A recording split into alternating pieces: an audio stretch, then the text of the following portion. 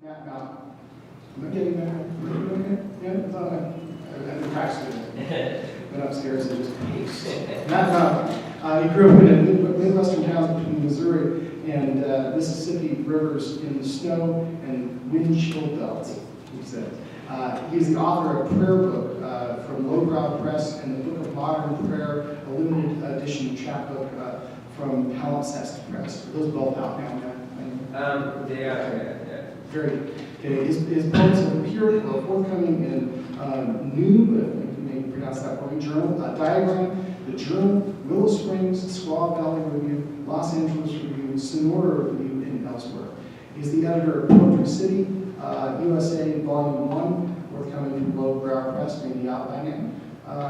Mauch teaches writing and literature in the AFA program at Normandale Community College and also coordinates the reading series there, so he knows some of the pain that I have at times, but also the joy of welcoming wonderful readers like these guys tonight, and Matt Mauch. Welcome.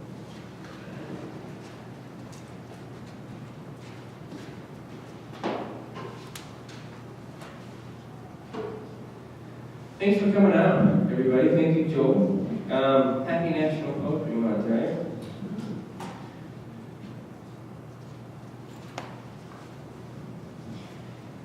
Pray that it were otherwise, but the hard work of life isn't in the tapping of the true thought, but in the building of a pipeline to deliver the goods.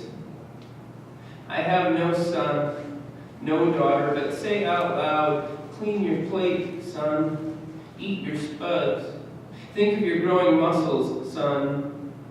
I wait for a yes, Dad, to come from the dust I've never bothered to wipe from the high shelves. Having heard third hand that an old friend's infant daughter has died, I buy a bouquet of flowers at a chain store. Because I buy most of my plants for a couple bucks each, it's a tribute to tend to each minute of today like it's an expensive new tree from a garden boutique.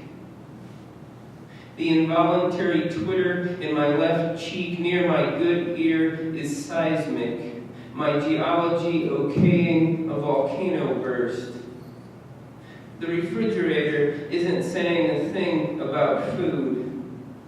It's droning a dirge. Is there a better way of saying, Bill, it's been too long, than Bill, it's been too long? On the back of papers a company wants me to fill out and return, I draw badly the underground parts of a family tree. Without the trunk, etc., my doodle looks like a nest.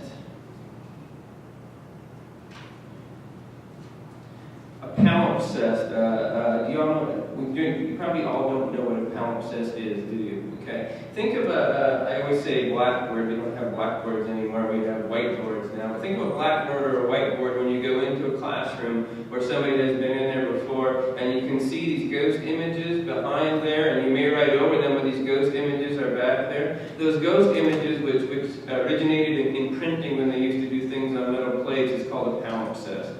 And so this is called the human palimpsest's prayer. I want to stop being so human, low to the ground, dragging this bag of bones around, utter with nothing left to give, no memory of grip, pull, twist, squeeze, how it lets the inside out. I want to stop making my way through the day like I'm a shim. Want to forget about the mallet, driving the shim, climb the highest tree in town, settle on a branch that can barely hold me, encouraging the slenderer branches higher up, prick the firmament, bleed down a sample of beyond. I want to leave the cellar I packed full behind me, squinting as I would to see someone coming toward me from far away, blurring the orange and yellow leaves, the few trees still green, softening the world, merging the seldom merged, valley and city and river reclining like paint-spackled nudes. I want to channel the Gustav Klimt always wanted to be.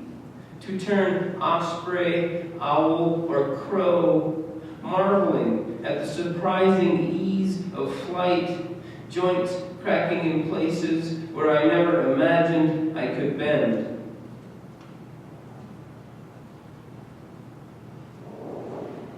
So I wrote this book called Prayer Book, and as you can probably tell, each of the titles has the word prayer or some iteration of the word prayer in it, except for this long middle poem, which is the only poem that doesn't have that in it. But I like to say, you remember, it's not your father's Oldsmobile ads. This isn't your father's prayer book either, as you can probably tell. Prayer for those flying solo on jet planes, ascending and descending through turbulence, reminded of the ghost on a bicycle, ghost riding stairs.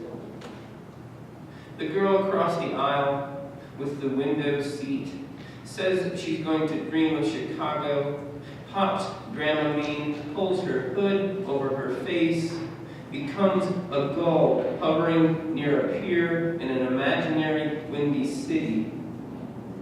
Rothko said we should stand as close as our nose allows.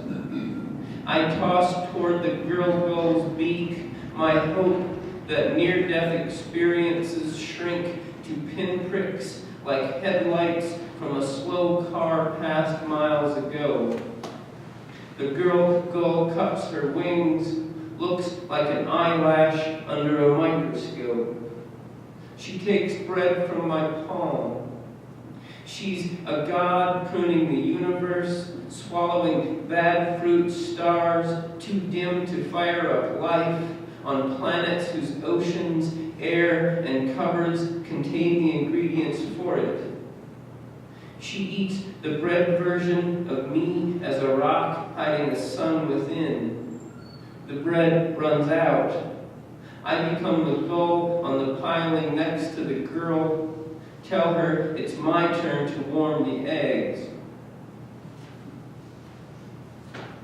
So that's Prayer Book, and I received this grant, Minnesota State Arts Board grant, which allowed me to read in 10 cities outside of Minnesota over 12 months, and this is my 8th city, so I have 2 more to go by the end of May. So it's been really fantastic to get to all these places and to read from Prayer Book. But during this grant period, I teach at community college, and one night I got a call right before class, and I looked at the number and I didn't quite recognize it, but it looked like a student's number that had called me before, and I thought this student was calling to tell me why they weren't going to make class, and so I didn't answer the call, and I taught, and it's a night class, so we had a break, and at that break I listened to the call, and it was actually the editor from Lowbrow Press, where I had entered my manuscript into a contest, and they said, you're the editor's choice for our open reading period. So during this period, I've had the second book come out. This just debuted in March at this AWP, a big writing conference in Boston. It's called If You're Lucky is a Theory of Mine. So I'm going to read the rest of my poems tonight from that. If You're Lucky is a Theory of Mine, I have a prologue in here. And the prologue summarizes and explains in the 1950s, there was this experiment that these researchers did. Researchers affiliated with universities, and they wanted to see how, quote, normal people responded to lysergic acid. Lysergic acid we know more commonly as LSD. And so in this one experiment, the researcher takes what they deem a normal housewife, and they give her a little LSD in a glass of water, and they have her drink it, and they film how she responds to this. And so she's having these experiences, and you can watch this. You can go home and Google this tonight. If you Google normal housewife on LSD, you can see this tape. It'll come up. That's how it comes up. And she said some things that really struck me as she's having this very transcendent experience. She said, if you can't see it, you'll just never know. Oh, she's talking to the researcher. She's trying to translate for the researcher what she sees. And she said, if you can't see it, you'll just never know. She said, I wish I could talk in Technicolor. And then, after she kept trying, she finally just said, I feel sorry for you, because she couldn't translate the experience that she had. So, the sections in this book are called, If You Can't See It, You'll Just Never Know, I Wish I Could Talk in Technicolor, and I Feel Sorry for You. And there's a big middle section in this one, too, called Normal, because she was a so-called normal housewife. And so, I sort of tried to take the baton from her, which is, I imagine, semi-audacious, to think I could do that, to try to use poetry to I guess, translate the transcendent as much as I could. So these are some poems from that. There is the hiding, here is the seeking. Nobody's here, unless you count as a somebody, an analog recording of a honey-smooth baritone voice accompanying footage of the 1960 Olympiad playing on a loop on a TV you get to like a lab mouse, following symbols and signs through a test maze of haunted hallways after a gondola ride to the top in an empty car that reminds you of a womb in a lab, which makes it feel like an experiment, this going to see the hermit seer sage in his cave above the tree line on the day a wise one goes to the village for provisions, but leaves behind a note in the form of a film in which athletes are stretching like a meadow of gentians, following their contradictory orders of their acclaimed coaches, the breeze, the sun, over which the honey-smooth voice pours out. They're in a race, and in the race, most of them will get exercise only. Only 3 will win a medal. You want to protect the ones who will lose, like the mother of a very large family, a red snapper laying millions of eggs. You want to look up the population of Las Vegas, Shanghai, and Istanbul. You think of 10 years from 1 second ago, when you will feel, if you're more than a disembodied voice, responsible for not issuing a warning sooner. On the way down the mountain, you understand that the seer sage is saying that honey smooth will always taste good to the tongues in our ears, and balancing expertly on the miniature avalanches beneath each of your downward angled steps will go unheralded unless you herald it, which isn't in your makeup. You who now believe your best teachers are the ones with straight faces telling you lies. Lesser than. We see geese in the air. We posit takeoff, posit landing. We see geese on the ground in grass. We posit a second home in water. We would have missed the geese in the air if not for the shadows of flying geese. The geese we saw in grass were wary of a dog off its leash. A bark alerted us. We saw sentry geese eyeing the dog. We posited nesting. We discussed. We posit the self as feather. We continue to posit the we for whom the spokesperson is me. We speak of life as a long, long climb. Doesn't really matter that there isn't a we here, aside from right here where I say it. Doesn't matter that I've been bleeding to death for years, leaving myself on chairs and dollar bills, on shoestrings in palms. We posit getting there. We posit a there that is nothing like here. We breathe heavy after an uphill stretch, hands on hips, clasped and cupping the head. We posit that the shadows of angels are identical to the shadows of geese. We whisper and we don't know why.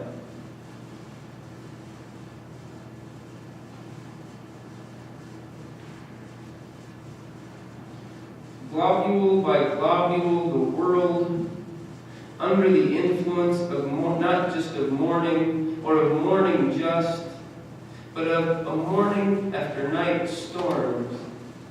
The aftermath dripping from eaves I thought I ought to clean, never having thought I'd witness distillation like this. The wild night more potent after making its way through leaves and gutter sludge and at least one mourning dove's nest, doled out like eyedropper drops, like I'm a live baby thing found motherless in grass, cradled and carried in, and after a call to the vet, the recommendation is sustenance a fraction of a fluid ounce at a time. Globule by globule, the world tries to coax us from the edge, is what I come to understand, sitting beneath a tree. In dappled shade I call Appaloosa shade. When an ant falls into my lap, then another. God dropping ants into my water glass, because God's mischievous is some days even a dick, giving the ants life vests I can't see but are there. The ants never drown. They bite my lip when I drink. I taste blood, throw the rest of my glass of sustenance out. The wind, like a bulked-up bodyguard, identifies the blasphemy behind a move like that. It wakes some more of the night spilled from its slumber on the top of leaves. I look up. I call what's happening raining sun. I feel like a chimpanzee without an other, but with an unquenchable need to groom.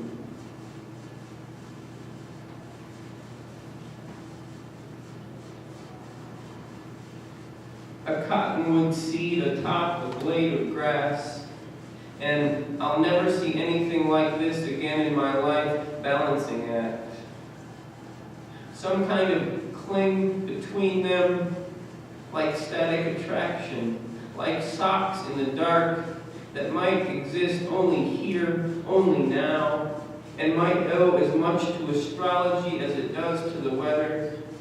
A force that imitates what we're trying to get at when we try to get at love is what allows the star seed of the cottonwood tree to be the opposite and equal of a blade of grass grown taller than any other since I last mowed the yard, gave the grasses that level playing field, that democracy, above which the seed looks like a beacon on top of a skyscraper, signaling 5 inches from the ground, maybe to insects.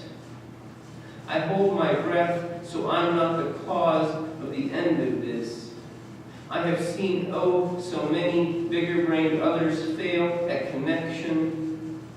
This is the evidence I've been afraid I'd find, that height and achievement and genes matter, which is sad. I've always thought that what the mower does is something like what the Constitution does. All the shorter blades are watching like this is a miracle in a movie, dreading the credits, the breeze that ends it, and otherwise unnoticed shh, gentler than the sound of wind through leaves, like applause far off, or clothes removed in a hurry from the body, left behind like a path of stones.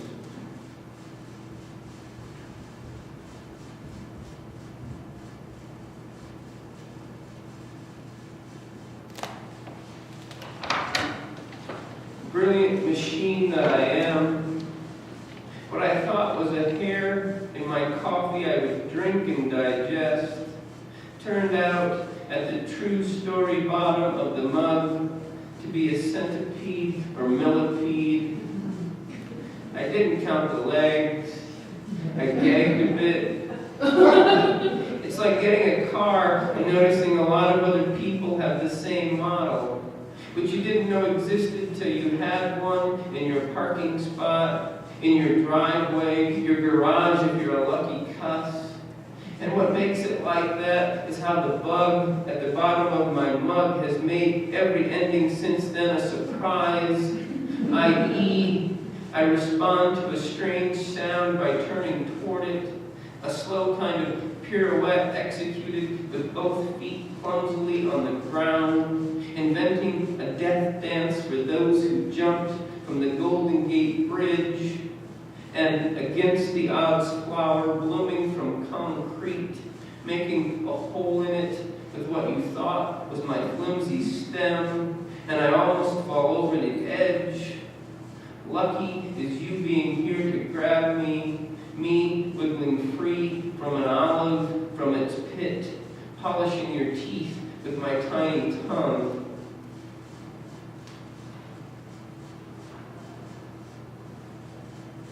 The finger pads may callous because of it, and you'll have to be wary of the lack of discipline inherent in the high-strung thumbs.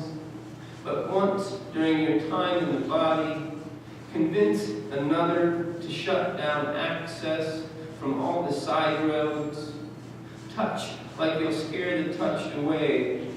Will change the touch irrevocably, as if the touch crumbled beneath the weight of opening up to touch, like you were touching yourself, who upon being touched by yourself would no longer be yourself, a touching without thinking of being inside of, like you're a presidential motorcade passing through.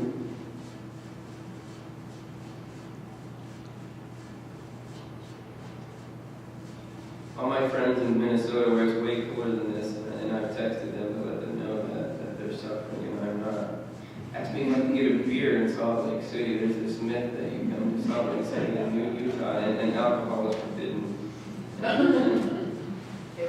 found out the Sacramento this lesson that you can buy a beer. I bought a beer this afternoon. Awesome. Myth busted. I'm a myth buster. There we go. This guy's agenda has no Google, Microsoft, you, me, Supreme Court, China, or offshore wind turbines on it. I'm waiting for leaflets to litter my yard, to be carpet bombed and bunker busted, as if the heart I harbor were an enemy thing.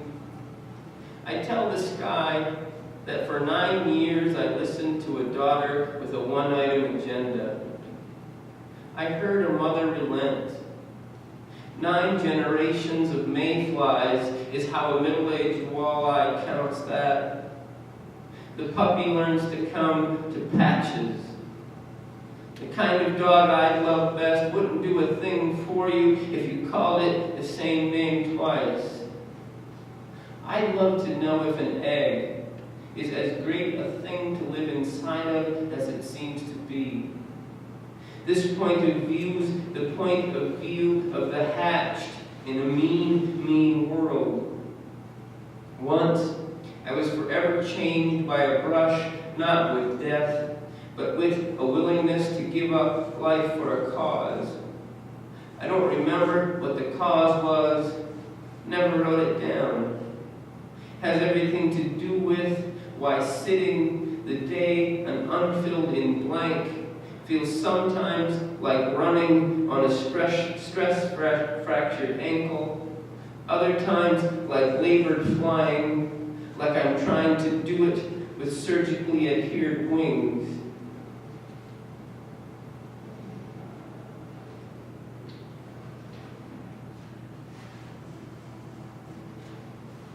I'll read 2 more.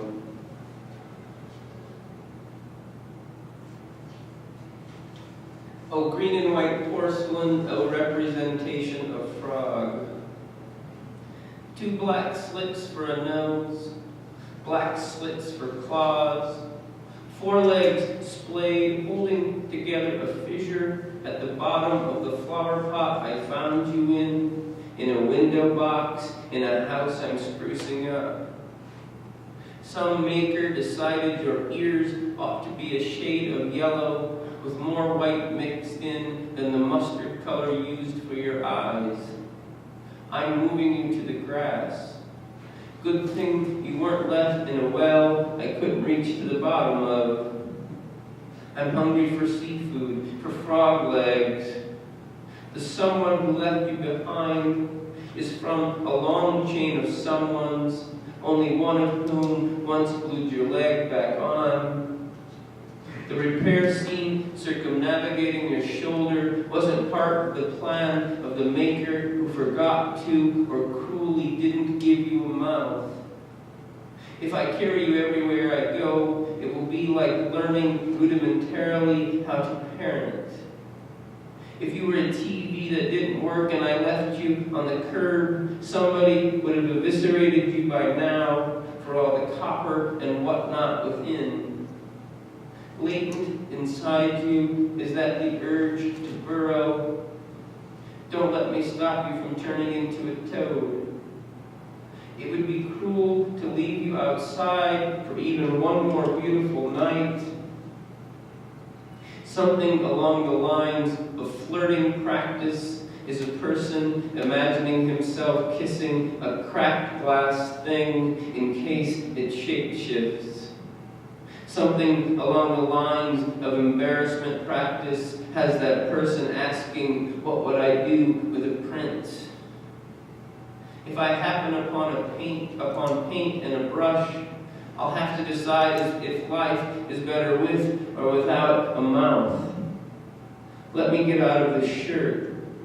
We'll dance and sing our praises to Elmer's crazy all manner of glue. What I'm saying is, I want to call you stalled in the middle of the road. You call me pushing the truck with all 8 arms. Of how we'll cope with our roles in the scheme of things. You have your baked on crust of glaze, and I'm going to put my shirt back on. I'm not going to kiss you. Neither am I going to throw you against a wall. I won't strap razors to your legs, toss you into a ring, or drop you into the trash that the garbage truck picks up tomorrow. Maybe tonight I'll clear some space, set you on my pillow. Maybe I'll call it a lily pad. Once again, thank you all for coming out. I'll end with this poem. This was fun. The ribs and sternum being no kind of fence. I'm going to take my jacket off, let my heart see the leaping fishes and standing bears that emerge from a tree trunk once a chainsaw is taken to it. Pepper-shaped, my heart itches like a wound just sealed, just beginning to heal. Having exposed it, I suppose the sun will purple it so it never blends in. Why not use a gnat as the thing that best describes my ability to keep my heart in my chest, off my sleeve, as in I have the self-control of a gnat. A spider my size could carry a house on its shoulders if it had them, but gnats and spiders and hearts only grow to be our size in movies with bloody beginnings, middles, ends. My heart was a hand. It became a fist. The story I like to tell is it closed around a star.